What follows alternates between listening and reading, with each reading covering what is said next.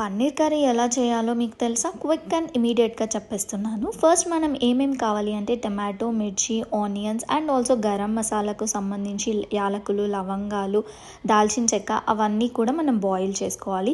ఎన్ని బాదం కావాలో అన్ని బాదం ముందే నానబెట్టేసుకోవాలి. అండ్ పన్నీర్ మెయిన్ కదా! పన్నీర్‌ని ఇలా ఆయిల్ కొంచెం ఘీ వేసుకొని మనం ఫ్రై చేసుకోవాలి. బాయిల్ చేసుకున్న ఇవన్నిటిని మనం మిక్సీ చేసుకోవాలి. మిక్సీ చేసుకునేటప్పుడు బాదం కూడా పొట్టు తీసేసి మిక్సీ పట్టేసుకుంటే ఖతం. నెక్స్ట్ మనం ఆయిల్ వేసుకొని ప్యాన్లో మిక్సీ చేసుకుందంతా వేసుకొని ఇందులో బిర్యానీ ఆకు 1 or 2 వేసుకుంటే చాలా బాగుంటుంది స్మెల్ పరంగా.